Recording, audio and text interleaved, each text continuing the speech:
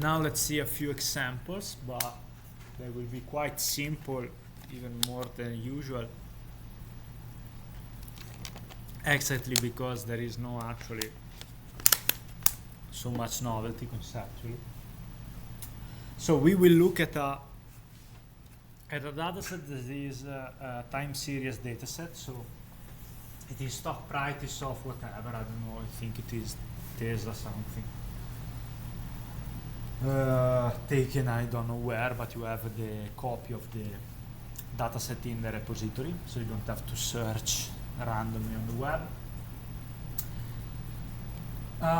There are a few actually details of learning that are peculiar to time series data. Specifically, we must choose what data to base our prediction on, and basically when the time point that our prediction is about. So the latter thing is usually called the prediction horizon. That is, I want to predict what the stock price will be in 1 week from now. Okay, so that's the prediction horizon. 1 week from now. How far into the future? And then instead the former aspect is the so-called window size. So I want to do the prediction based on past data. All of the past data could be, an answer could be yes, all of the past data, or maybe no. Maybe, for instance, in stock price, you don't really need to go and look at what happened 10 years ago to predict what will happen in a week. Maybe you need to look at what happened the past 3 weeks, okay? So the window size is the temporal extent of past data that you consider in your prediction. So I can say that I consider 1 week worth of data in the past to perform a prediction for the day after this 1 week. Okay, that could be one choice, but you have in general these two choices to make. And the third choice, it is not honestly peculiar to time series, but in time series it may be quite mandatory, is whether to perform data aggregation. I may have a whole bunch of data, for instance, as you can see here, the opening price, the closing price, the trading volume, stuff like that, with a detail that goes up to the seconds or the minutes. And maybe I don't want such a detail, exactly because my prediction will be the closing price of a day. So maybe my granularity is enough if it is the granularity of 1 point of data for each day, or twice a day, okay? Not every single second, minute, or hour. So it may be necessary to perform some data aggregation. So I take the data of a few hours and summarize it somehow. For instance, the average of the current stock price in the last 3 hours or whatever. And basically, we will see this example, but basically this is a sort of, you can find many names for the things based on the specific research community that you are, but it is called, some common names are sliding time windows or rolling horizon, which means that let's assume that on our data we fix a prediction of horizon of 1, so 1 day after the past data, and a window size of 3. So basically we are looking at 3 past days to perform a prediction for the day after these 3 past days, the 4th day. What you do with this technique, sliding time window, rolling horizon, is basically that at first, obviously, if you take the first data point available, okay, you take the data point at time 0, the first time point you have, time 1 and time 2. So let's say day 0, day 1, day 2. So your first prediction will actually be related to day 3. So that's, for instance, the actual label, the actual value, okay, in your historical data that you have to compare your prediction, your first prediction against. You don't compare this value to the day 0 value because you are doing a prediction for the third day. Is it clear? 3 days of past data give me a prediction for the fourth day. Sliding time window or rolling horizon, because then you take this window and you slide it forward. How much? This could be another parameter. To not bother too much with all these other parameters, let's assume 1. Okay, to the granularity I chose for data aggregation. So if I want to make a prediction by the day, I slide my window of 1 day. If I want to make a prediction at the hour, I roll my horizon, I slide my time window of 1 hour. So the second prediction that I made, the second point, data point in my prediction, is the 5th day. The first was the 4th day, now it's the 5th day. And the prediction data is partially overlapped with that I took before. That's fine. That's why it's called a sliding time window. Okay, so this is just a simple thing to keep in mind when working with time series data. So, having this clarification, let's see what we can do in practice. So, you should have, let me confirm,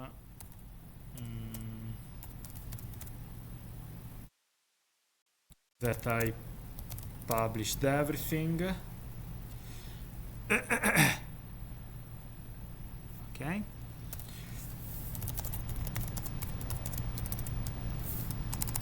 Yes, you have everything. You have a new folder, which is the regression folder.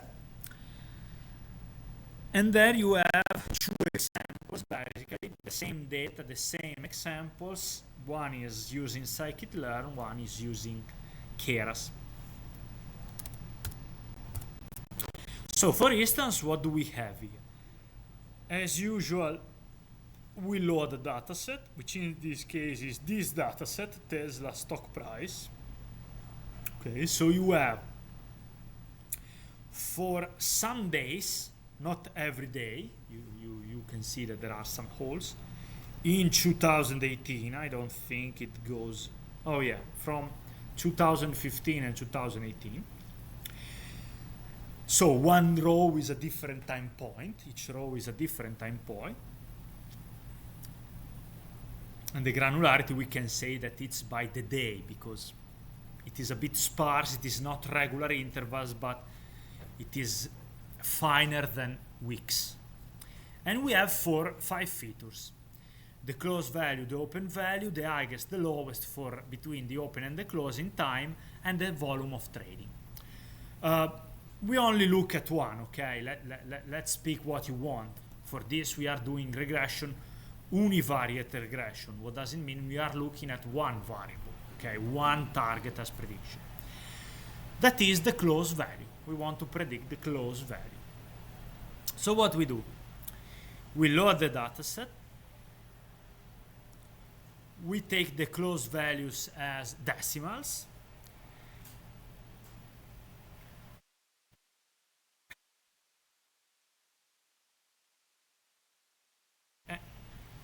And then actually this we don't need, I think, so we could even remove them. Let me check, because this was some tries. So yes, I think that we can remove this.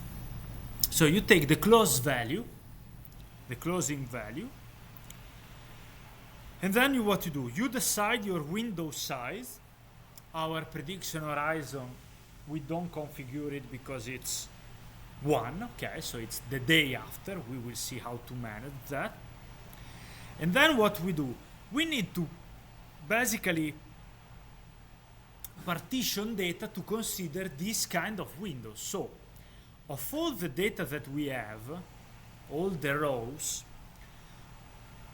we consider this time window. So we do what?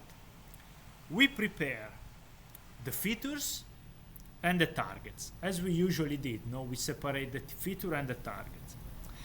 But then, to populate the features and the targets, what do? We iterate between the size of the window, 10, and the whole rows. So let's assume we have how many rows? Hundreds. Okay, 757 rows. So we iterate between our window size 10 and basically the end of the dataset, the end of the rows. And then what we do is that in the x variable, in the features, we add what? Not all the data, but only the data that goes between the current iteration minus w and the current iteration. Let's try to understand. The current iteration starts from 10, which is the value set for the time window. So variable I is valued 10. 10 minus 10, 0. And this is 10 again. So we are actually taking the data from the first time point, 0, okay, to the 10th time point, okay, 10. We are taking 10 data samples. This is our window size. The label for these data samples is the next. We are taking the values from row 0 to row 9, and the prediction label that we associate to this value is the label that we found in row 10, the day after. Okay, that is this.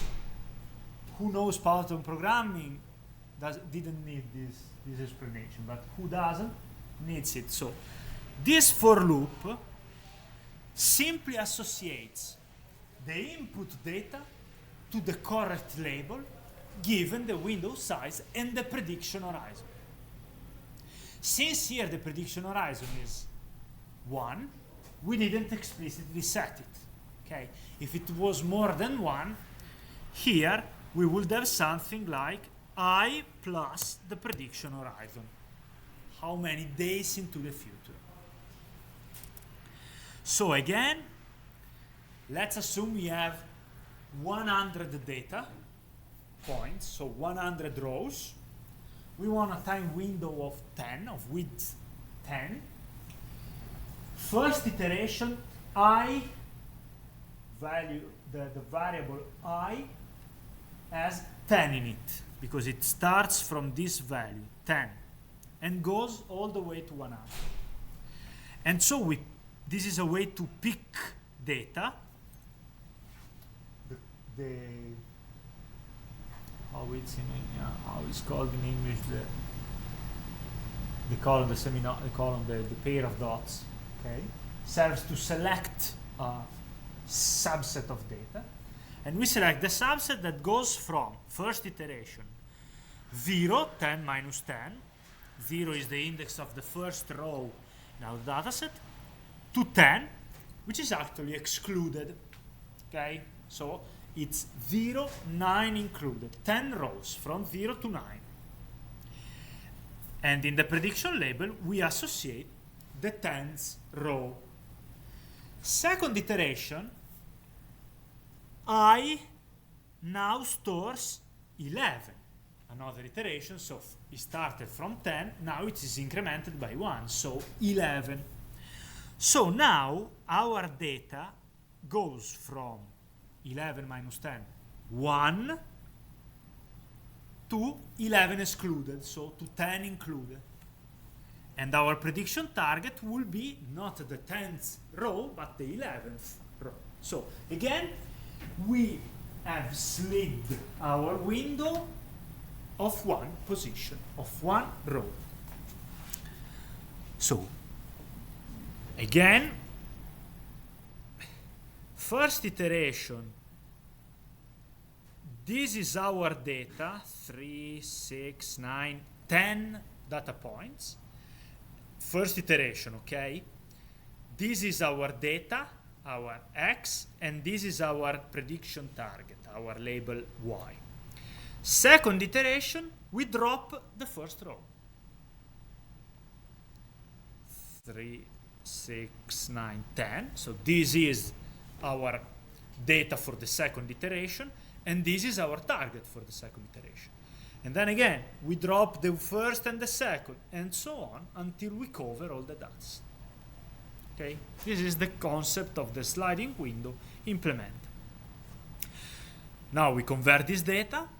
Okay, so here we are only caring about one feature, one column. We are only looking at the close.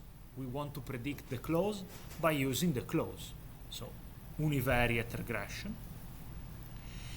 And what we do is that we use the usual trained test split.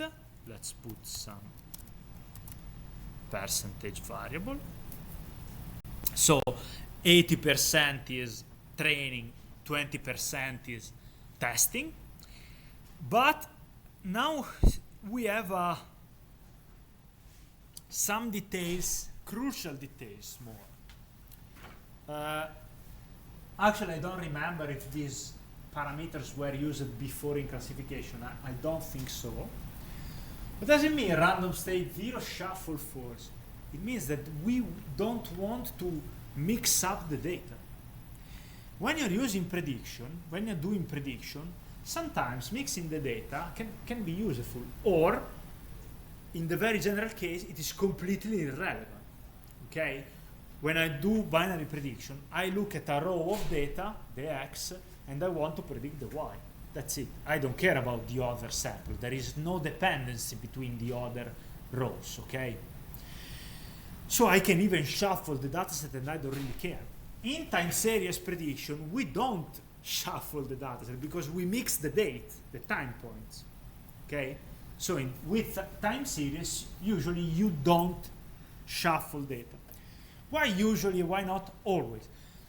We don't go into this kind of discussion, but with neural networks, in particular with recurrent neural networks, if you have a time series dataset that has some sort of long-term pattern in the data, and doing examples, making examples of this in the real world is quite simple. For instance, in the fashion industry. In the fashion industry, you have seasonality. Okay? So your volumes of sales, for instance, follow seasonality. Okay? Jump sweaters or sweaters are sold during the autumn, during the winter, maybe during spring, but not in summer. So if you want to capture this sort of long-term relationship, it may be beneficial to do some shuffling of the data, but usually it is a controlled shuffle. You don't shuffle data completely at random, okay? You do some meaningful shuffling that depends actually on the specific domain. And keep in mind that, as let's say maybe frivolous as it could be, the fashion industry is quite a challenging and compelling domain for doing predictions. Exactly because it has lots of factors that periodically influence the trend in sales or whatever. So it is quite a challenging domain. In this more simple examples, we don't shuffle data. Exactly because based on past data, a window of past data, we want to predict the future. We cannot risk to putting into this past window some data about the future. And basically now that's it. Now we simply try, with the ease that scikit has getting us used to, 3 different regressors. A random forest regressor, we do the training, we do the prediction, and we print the mean absolute error. We do the same for a linear regressor, and we do the same for a KNN regressor with neighbors set to 3. Okay? Obviously, this is quite a simplistic example that you could play with and extend. You can perform some sort of grid search, for instance, to find the best number of neighbors. You can perform some grid search in the random forest regressor parameters, the number of trees, for instance, the kind of pruning that you do for the leaves. Here we are keeping all the things simple. So again, train the model and get the prediction, train the model and get the prediction. And now what we do is that we plot all of these predictions along with the actual ground truth to try to see who's the best.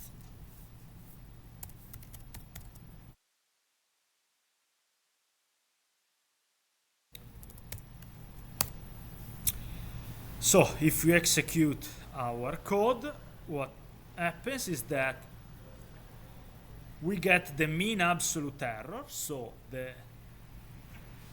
what is the mean absolute error? It is in absolute terms, so not in a relative size, relative magnitude with respect to the values, but in absolute values, the error that you are committing on average in your prediction.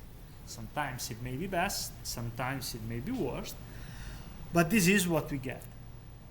So the best regressor seems the linear regressor, and here is a very quick plot. You can see it is not very well polished. It is a very, very simple plot. And in this plot you can see in blue the ground truth, orange is the random forest, green is the linear, and red is the KNN with K equals 3. So obviously it is not so easy. Maybe you can separate the plots, but basically what you can find is that the green line, usually it is the closest to the blue line, the linear regression. It is especially true when there are huge discontinuities, huge drops or huge spikes. For instance, here in this spike, the green line, so the linear regression, is the first to react to this spike. Okay?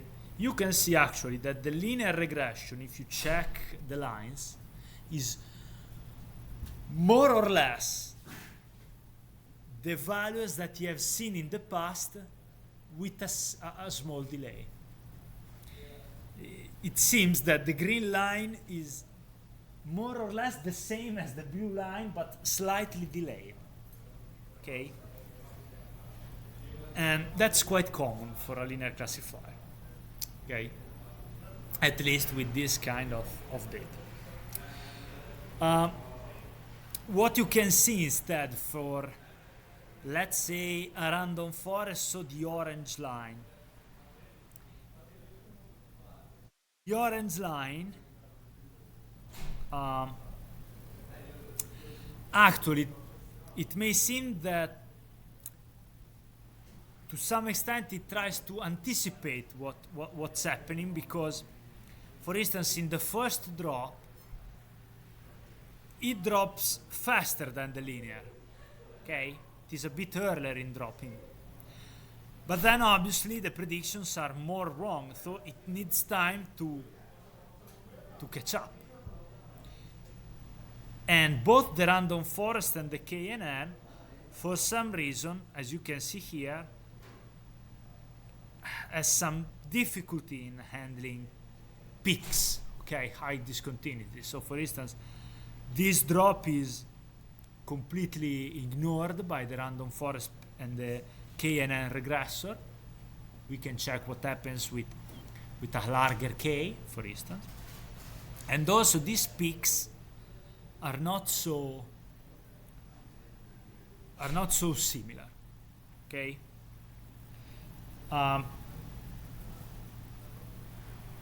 That's it, basically. One nice extension of this kind of exercises that you do will be to try to change the parameters and try to figure out why it is improving or worse. Let's do, for instance, a very simple thing. Let's try to increase the number of neighbors.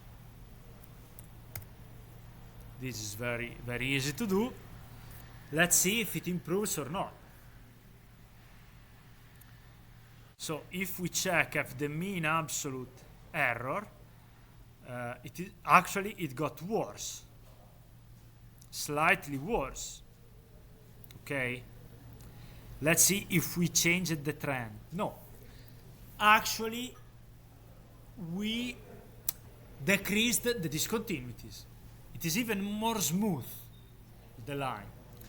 Okay, so now maybe we can try with only one neighbor. Let's see what happens.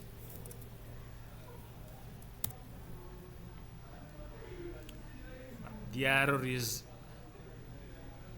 if you can check, is increased again. And again, we are more or less missing our drops again. And unfortunately, we already saw in the slides that the KNN error can increase, decrease not with a clear relationships with the value. Let's try another one. Let's take a value in between. Maybe this is the lucky one.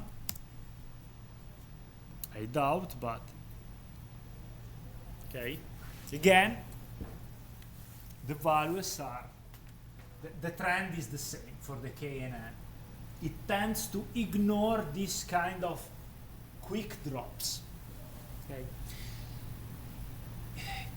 Keep in mind one thing to maybe explain the phenomenon. KNN looks at the data samples that are near the current sample that you want to classify, right? Or regress in this case. And we have set a time window of 10 days. If you can see, it seems that KNN is bad at recognizing these drops when they last more than 10 days. Okay? Basically because KNN can only look at so much data, and based on the number of neighbors we require, we are likely to miss some data. Maybe if we take a greater time window, it will improve. Let's try even this one. Let's try to keep, I don't know, one neighbor, but let's try to increase the window size. Let's put 20 in there. Let's see what happens. So keep in mind that for your project,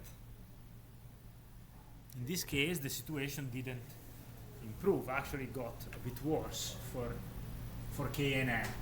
The other two were more or less not so affected, probably. Let's check the values. They are not so affected, but KNN, it was affected.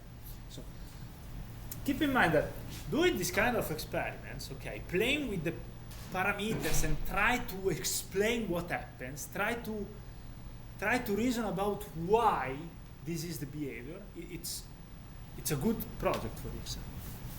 Okay, so you don't need to do some sort of complex stuff, but even doing experiments that try to explain some behavior that you notice is weird is a perfectly fine project.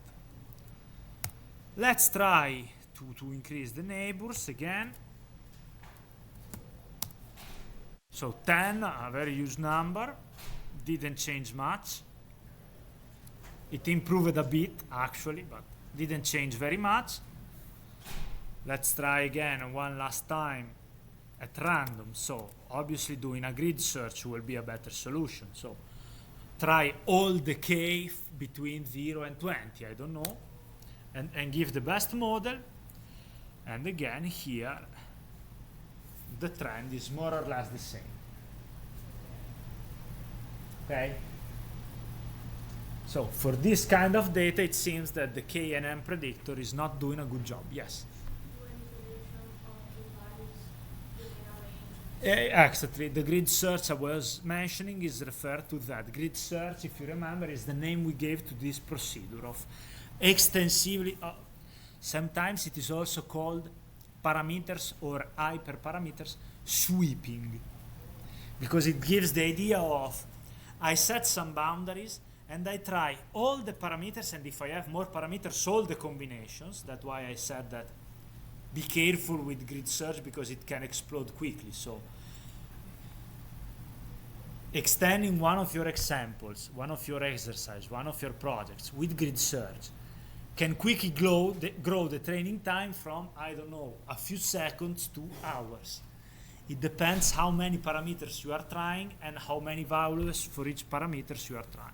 So here, for instance, doing grid search, doing some, or checking whether we have some other parameters. For instance, we can give weights to data points. We can decide to weight recent data points more. Okay, how can I learn about this parameter? From the documentation. Okay, I don't think actually we mentioned that, but even if you're not an expert Python programmer, you want to understand what you can do about your KNN regressor that is predicting very badly. Scikit-learn, the name of the regressor.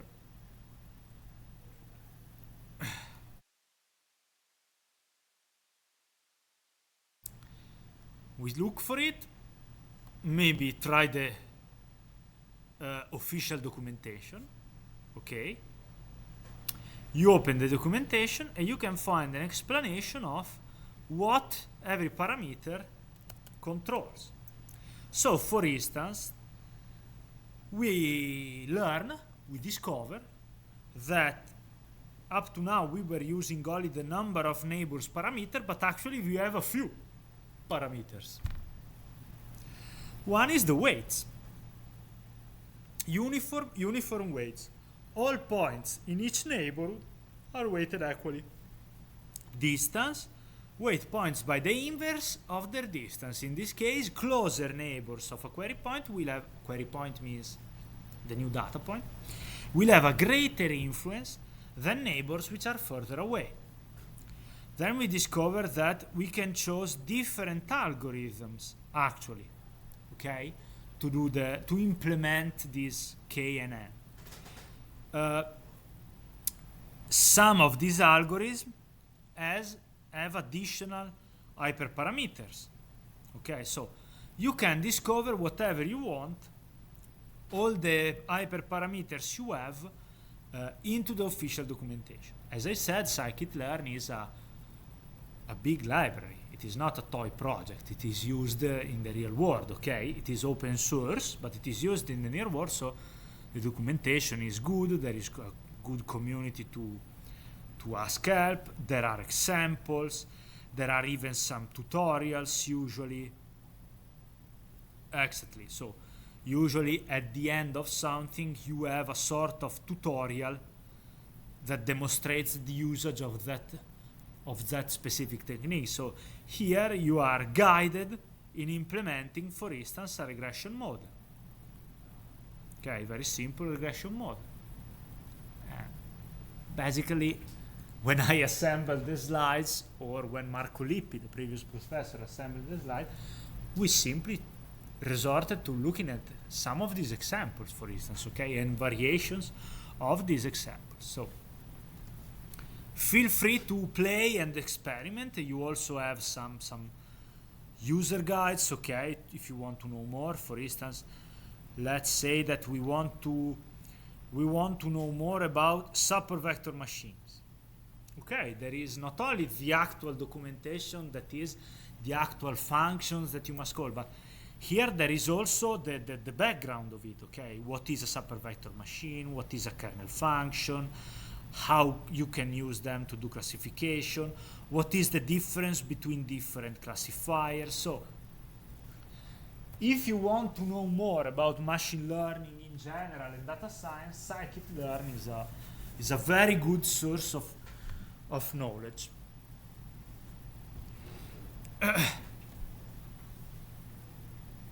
And obviously, this is the same for other libraries we may have mentioned. So, for the Keras library, actually Keras was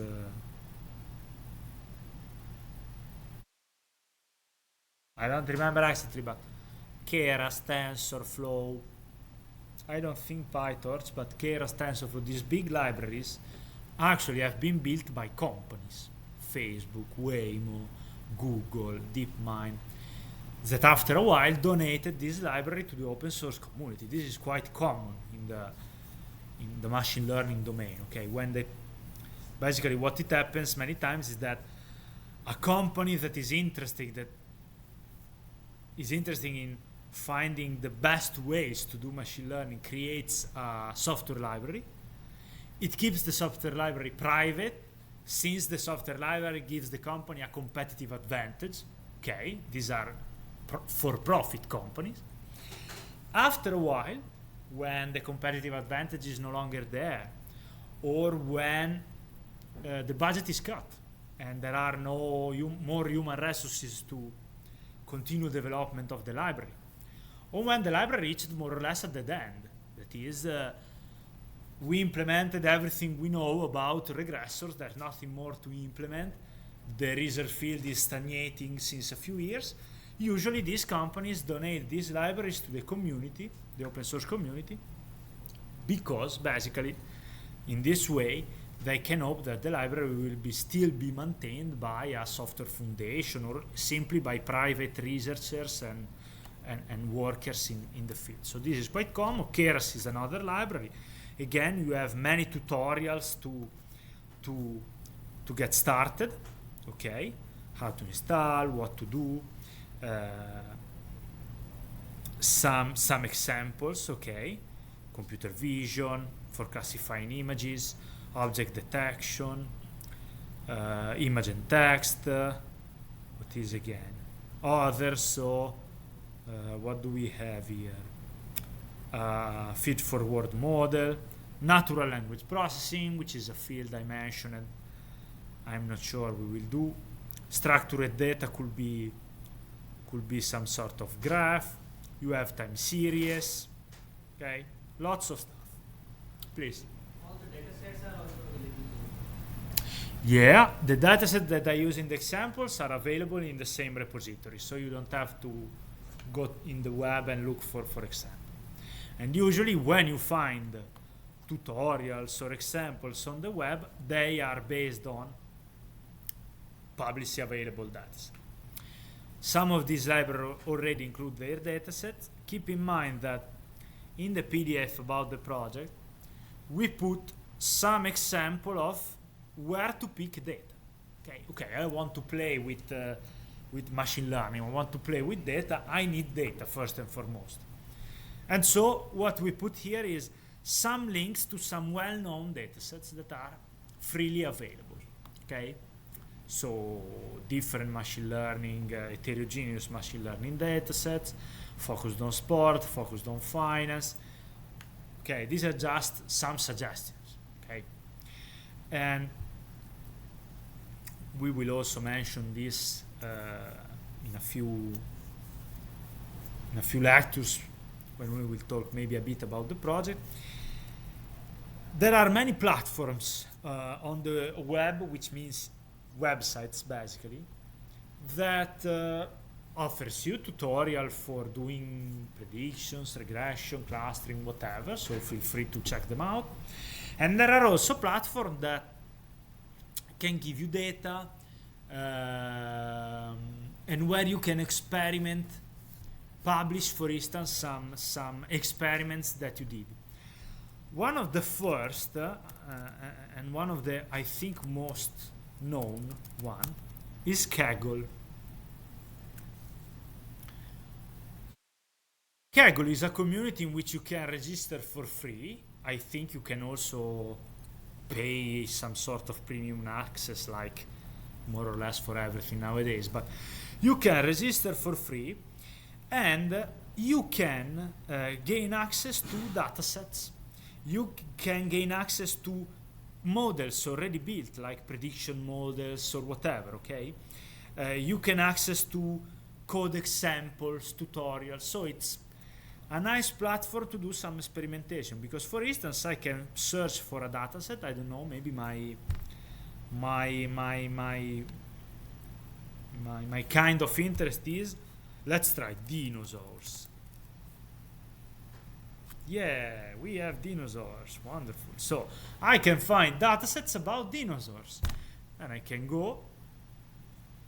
You have this sort of votes, so usually, it is not always the case, but usually higher votes is, I don't know, a high quality dataset. Let's take the Jurassic Park. The most exhaustive dinosaur dataset contain information such as type, diet, length, area they live in, blah blah blah. National History Museum. This is the form of the dataset. This is actually a preview of the actual file, okay? And basically you can download the dataset and do what you want. And for any given dataset, there is also a link to the code that actually uses that dataset, so you can get an idea about what to do. So for instance, I don't know what is this Rora's Cafe Grill data project, but you can check what they aimed to do with this dataset. So this platform Kaggle is quite good to as an entry point to start playing. Okay, because sometimes at the very beginning it is difficult to imagine what to do. Okay, so this is a nice platform. Actually, they plot these kind of things. I don't know why, but it's fun. Sometimes researchers do this kind of stuff just for fun. You have this kind of tutorial, okay, so even you have this kind of pandas, data visualization, so it's a very comprehensive source of information for research. Back in the days, some years ago, when I first had to deal with machine learning for a European project, obviously I started some slides. I followed some master degree courses to enhance my background, but right after that, to do something practical, I went into Kaggle and I started wandering in Kaggle and try to understand how to do things and stuff like that. So this is a good source of ideas for your project, okay? Let's conclude basically, because we had another example on the same dataset, this time using Keras. So we are basically aiming to do the same thing we did before. We load the stock price dataset. We do the same pre-processing. Let me check. Actually, we don't need, I think, also here, I think we don't need this and this. So, same pre-processing, same window size, train state split, no shuffling. We build our model, a neural network, feed-forward neural network with dense layers.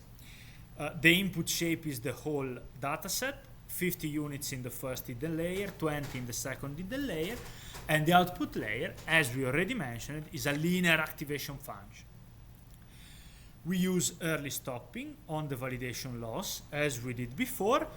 This time we change the loss function. We don't use binary cross entropy, doesn't make sense. We don't have a binary prediction label, but we use the mean squared error. We use ADAM as optimizer, as you always. We do 1000 training iterations. Our batch size is 16, which means that for each training iteration, we feed 16 data samples to our dataset. Then we do the prediction and we plot, as we did before, the regression line. So let's check how's the performance here.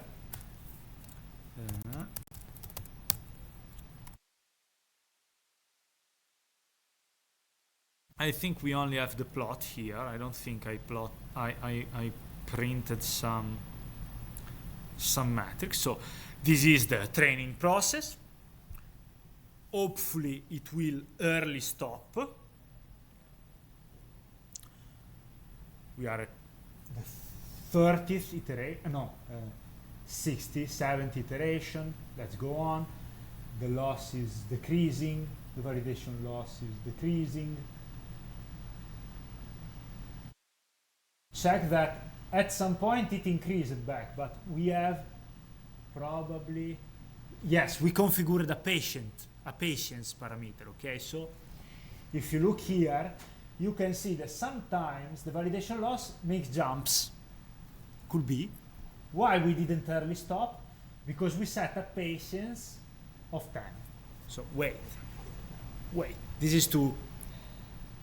is a way, for instance, to chase discontinuities, okay? Otherwise, at the first high discontinuity, my model obviously will give a very bad prediction and I will stop training. No. Give the model time to learn from this discontinuity. And in fact, training stopped at epoch roughly 10% of training time, because I was about to give 1000 epochs. And this is the actual performance. So as usual, the blue line is the actual value and the orange line is the prediction. And as you can see, the prediction is quite good, because basically you have more or less the same trend, simply delayed a bit. Okay, so this is a nice predictor in this case. You can see that it follows, it tries to chase the actual values, obviously not always with perfect precision. Here the actual spike was a bit steeper. Even here the actual drop was a bit steeper, even here. But all in all, it is doing quite a good job. Okay? So this is another way to have a neural network based regressor.